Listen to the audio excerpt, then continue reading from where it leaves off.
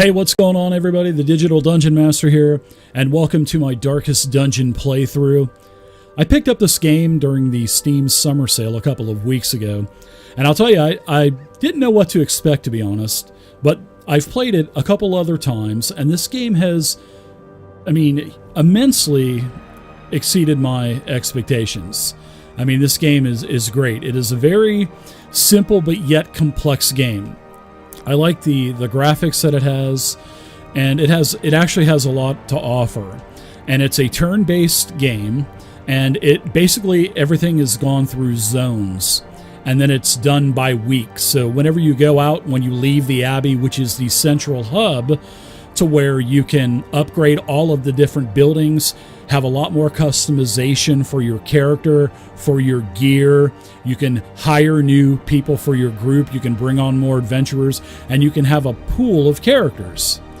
Because of this stress or insanity mechanic in the game, your characters will go mad, and eventually, if they go mad enough, they could actually die of a heart attack. And that's what I really like about the game. It's simple, but yet it's complex, and there's a lot of micromanaging. So in this campaign series, I'm going to start an easy mode campaign because I started normal and it was just way too difficult for me. I haven't gone to the wiki. I haven't looked up all of the different classes. I know there's a bunch of classes. I think I saw 12 or 14 different classes. There may be more. There's all kinds of ways that you can customize your character. You can get rid of skills. You can get more. You can lock some in. So if you have some type of bad hindrance or something like that you don't like, you can get rid of it. But everything is random in this game, and I really like it. But the whole key is you got to have a pool of characters, basically. And, all the classes, they do different things, obviously. And the way that I'm going to play this game is by the week, because this game goes by weeks. So when you're in the Abbey, it's called, that is the main hub, or the town, to where everything is going on. This is where you update everything, like I said. And then when you leave to take the next quest or go to the next adventure, if you go to the ruins or some other place, the graveyard or wherever, then you leave, and when you finish that, you're back, and then it goes to another week. So each one of these episodes is going to be a week. So you're going to get to see my characters progress. You're going to get to probably see my characters die, because the game does promote you will lose characters. Don't get attached to them, basically, and you'll have the opportunity to get more. But it's a very difficult game, like I said. And I'm not going to the wiki or anything. I'm going to learn everything on my own. And I think that would be the funnest way to learning a video game anyway. Going old school with this, even though I am going to be on easy mode. So there you go. That's a little bit about the Darkest Dungeon. I probably forgot to tell you a lot more, but we're going to get started. So now we're going to I have done this part already. We're going to the actual Abbey, it's called. And then, once you get to the Abbey, it's just bare minimum. You can recruit a couple players and stuff, but every time you do more adventures, you unlock more buildings, which is cool. So enjoy. Serpent-like suggestion through the corrupted countryside. I guess that's the Abbey off in the distance. Leading only, I fear, to ever more tenebrous places. The graphics are pretty cool. There is a sickness in the ancient, hidden cobbles of the old road, and on its writhing path, you will face viciousness, violence, and perhaps other damnably transcendent terrors. Ooh. So steel yourself, and remember there can be no bravery. No bravery. Without madness. There you go. Stress. To take you to hell. And you get a lot of it, too. We will find our redemption. We will find our redemption. So we're on the old road here, and I have to get to the Abbey. So this first act is pretty short, but it takes you through a couple of combats, I think, from what I remember. But you start off with like a crusader and like a rogue type, like a paladin and a rogue type, and then we'll get to the Abbey. We can recruit more players and stuff. So this is it. I'm going to leave the tooltip help on because I don't really know this game yet. So, and you can see down here where it's talking about map navigation, you basically just click on rooms, and the rooms that you can go to will be pulsing, and then you just click, and then you just travel between. And plus, you know, characters can scout. You'll find out if there's any traps, or it's actually a pretty cool game. You'll see. So we're off on the old road. We're heading to the Hamlet, and you can just use A and D, or you can click and move back and forth, and it's pretty cool. But we want to go to this block right here, so we want to move to this room. So as we click on it, it loads up a new room. And then you can see, you know, when you're in this hallway, you'll see the torch moving. As we move, there you go, the torch moves, and now we have a combat. And we were surprised.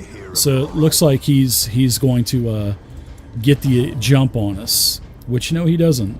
My highwayman does. So I'm going to, you have different spots, like each one of these attacks has a different range, and you can see as you hover over with the tooltip, you can see the 3 yellow bulbs right below it and the 2 red bulbs. Those are the positions in your group, because you can have up to 4 people, and then the red is the 4 enemies. And this attack, Open Vein, I can attack as a single target the first or second slot.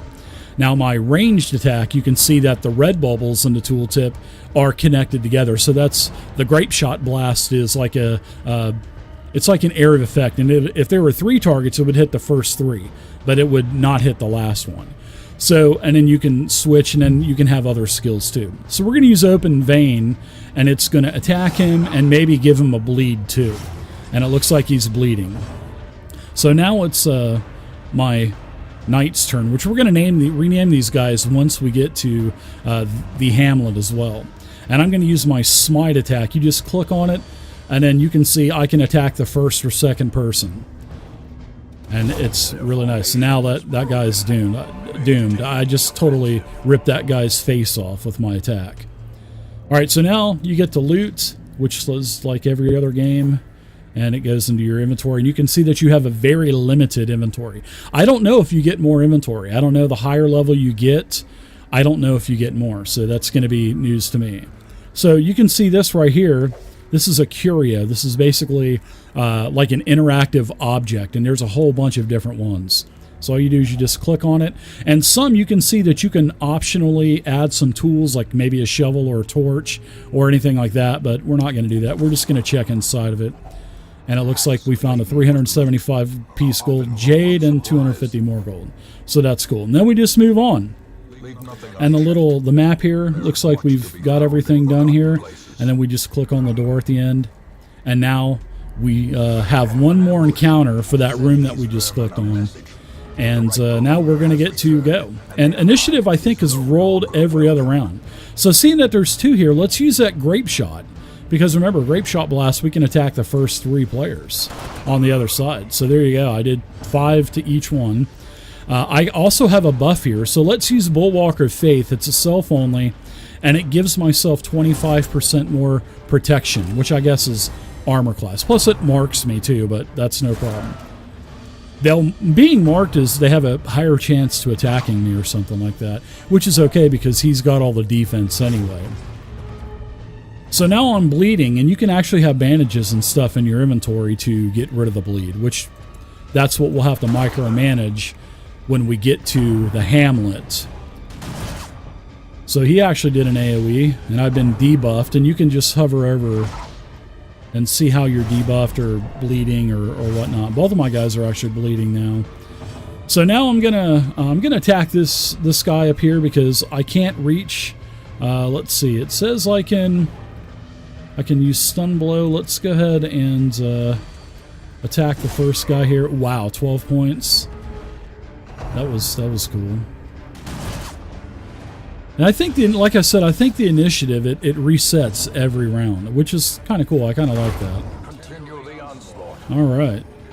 And now you got to worry about corpses, because corpses don't go away. You have to kill the corpses too. Of course, the corpses don't attack you. But you still, if this guy was a corpse, I couldn't get to the guy in the back. I'd have to hit the corpse and stuff first. So, but it makes sense. It honestly does. Well, I'm going to use my grape shot again.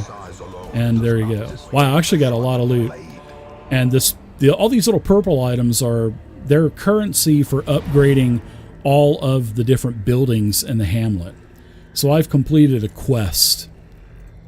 And then don't forget, when you complete a quest, there's always going to be like a chest. And I'm going to open this up. And even though I don't have a key that you can have, it's a trap chest. That's okay. I'm going to go ahead and open it up anyway. But I resisted the blight, which is sort of probably like necrotic or poison. But I didn't get anything. So now that I'm done, and we can see on the little mini-map here, the only place we can go is back where we came. Let's go ahead and complete it. And then it's going to sell everything in our inventory and reset our inventory. That was another goof up that I did, because I just filled my inventory up. I didn't have any room and anything like that. So you have to really micromanage every time you go out to a dungeon or something. So I got 5,000. I got some food, which you have to feed your characters. You have to keep light going with torches. There's holy water. There's shovels. There's all kinds of things that you can bring with you, keys and everything to open up all of these little curios that are going to be in your way. And then all of these different crests and stuff. There's crests, then there's like busts of heads, portraits, and then these scripts. And that's how you upgrade everything in the place that you're going to, which is like the Abbey. And now here, after the adventure, you get experience too. And I've got something in it. I've got something for my Crusader here. And when you click on that, it's totally random. The red means it's like a hindrance. And then, hard skin plus 10 protection. That's actually a pretty good one, it sounds like. And then compulsive means suffers intense need to do specific actions. So your red hindrances will also take into consideration everything going on in the Abbey too. So it's pretty cool. So we're going to return to town. Dismos didn't get anything, but I'm going to rename these guys anyway. So now we're in the Hamlet, or the Abbey as I call it too. So, and here you can see in week 1, we went ahead and we got to the Hamlet. Pretty cool. So it tells you everything that you've done. And now when you escape out of this, here is the entire Abbey. And then there's all kinds of things. Now, this is something that opened up. This is a stagecoach where we can recruit players. And you can upgrade these to have higher level henchmen or heroes that want to join. You can upgrade the amount that will be available and all that other stuff. So there's ways to upgrade that. And all you do is you just basically drag and drop them. The Seeker is like a cleric, so we're gonna bring her along. In fact, we're gonna bring the Plague Doctor too. He's sort of like he can be like a really minor healer and also has some range stuff. But we just drag him in there, and then whenever we leave and we do our next adventure, that will be week 2. And then when we get back, there will be 2 more heroes that we can choose from and add them to our roster.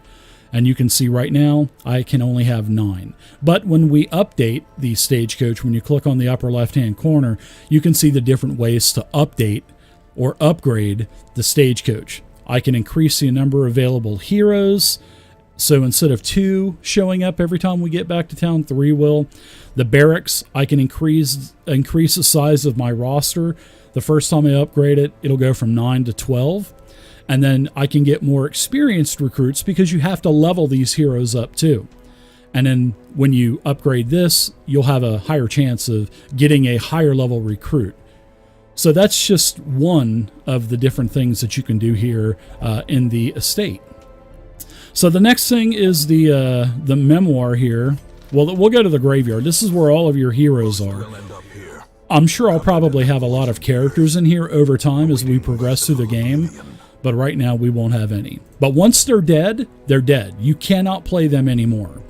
I haven't had a character die yet, knock on wood. So hopefully I'll be able to be pretty successful with losing characters, but we'll see. So here's the memoirs. This is basically all the different parts and stuff like that. And there's a lot to go along with this game. And there's also the expansion that I activated called the Crimson Court. So that's it. And then here's the blacksmith. This is where you upgrade your gear, your armor. Well, actually, just your weapons and your armor.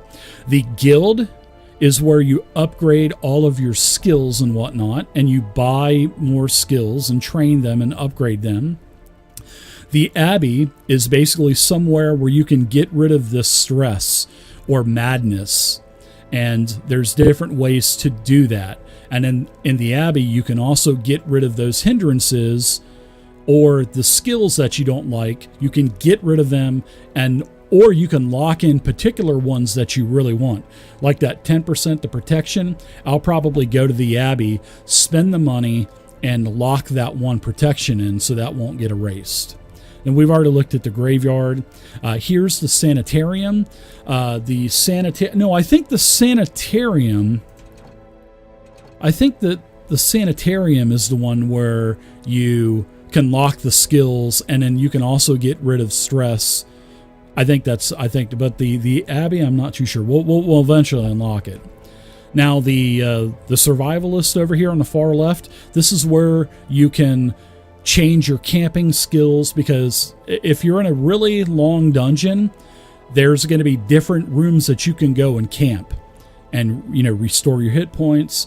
You can go ahead and get rid of some stress depending on the different skills that your character has. And so the survivalist camp over here, this is where you change your camping skills, upgrade them, and stuff like that. And in the tavern, this is where all of the pleasure is inside of the estate.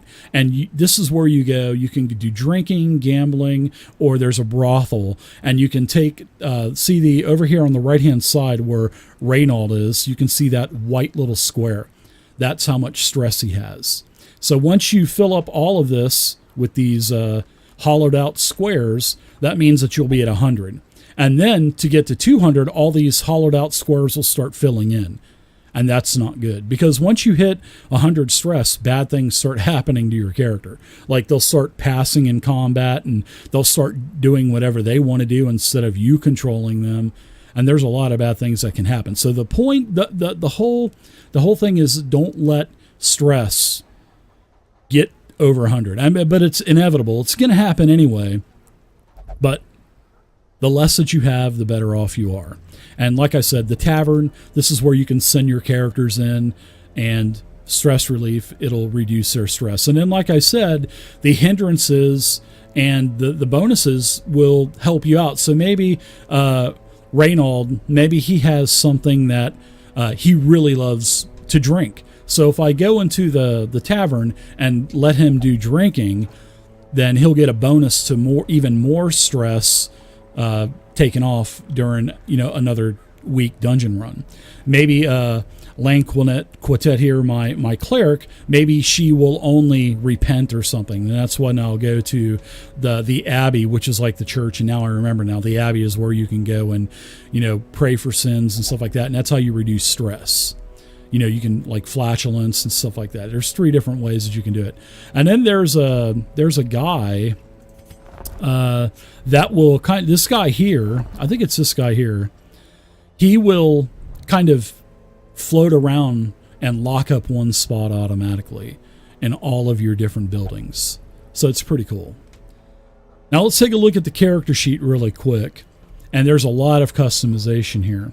So we got Reynold here. We're gonna rename him. I'm gonna rename him Shemgra. And so let's go ahead and rename him Shem. That's what I think we'll do. I'm going to name all these guys different names for my players. So let's go Shemgra. He's like a half orc fighter that I have on one of my groups. Shemgra's a badass, and he's going to be a badass here in the Darkest Dungeon. So here's your quirks. Here's the yellow ones are the good ones, the positive ones, and then the quirks or the hindrances are the red ones. And like I said, you can go to the asylum and you can get rid of these if you want to too. It costs money, of course, but you can do it. Here's all the base stats. There's 4 equipment slots, 1 default weapon, 1 default armor, and that's what the smithy does. You can upgrade your weapon and your armor 5 different times.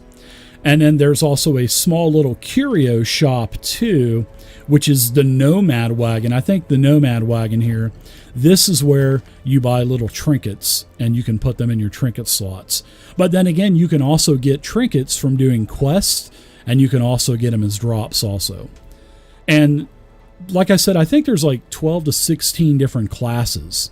And when you choose your class, it's going to have your preferred position, which this is where he was at to begin with. And he likes to be in the first 2 spots. And then spots 3 and 4, he don't want anything to do with that, but he's melee. So you gotta expect that every single class is going to have different preferred positions. So you take that into consideration. And then here's his preferred targets, which is basically the first or second of the enemies. Here's all the different skills, and it's all random when you start your character. And you can unlock more. Here's all the different skills that you can unlock, but you can only have 4 active at a time. Then there's camping skills for whenever you camp, and all of these camping skills can be upgraded too. And same with the combat skills. I think each one can go up to a level 5. Here's all your resistances. And then that's pretty much the entire character sheet, which is pretty cool. And then, I think there's a bunch of levels. I'm not sure how many levels there are, but I know that you'll get like 4 or 5 little mini levels, sort of like in Savage Worlds, before you become level 2.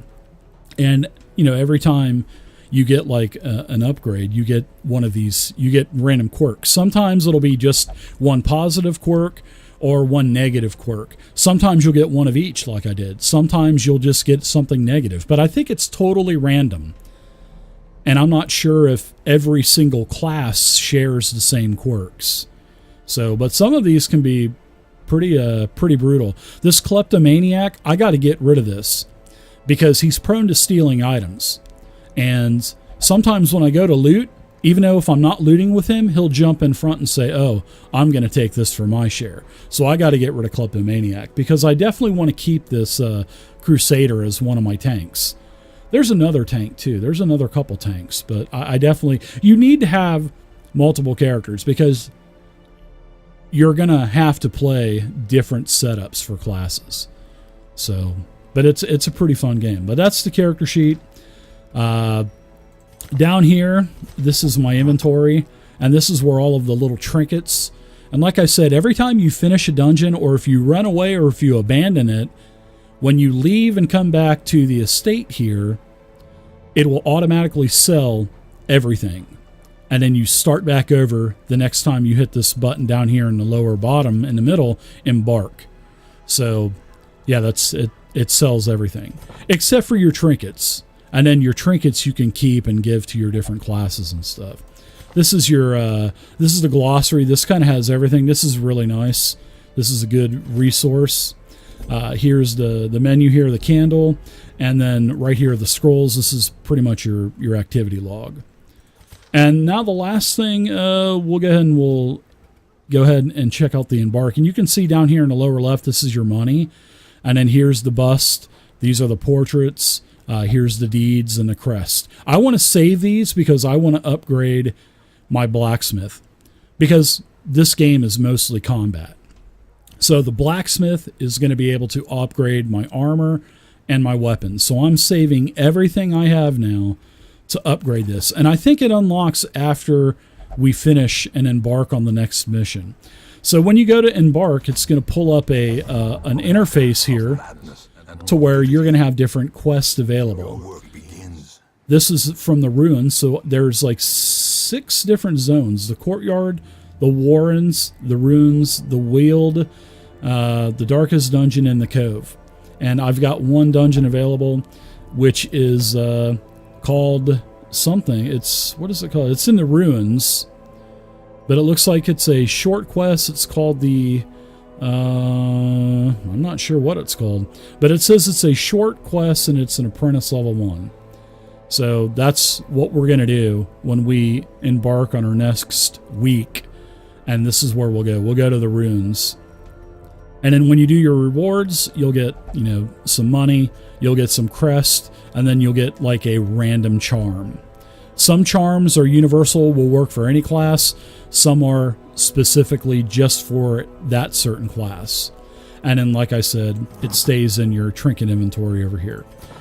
So there you go. That is week 1 of the Darkest Dungeon.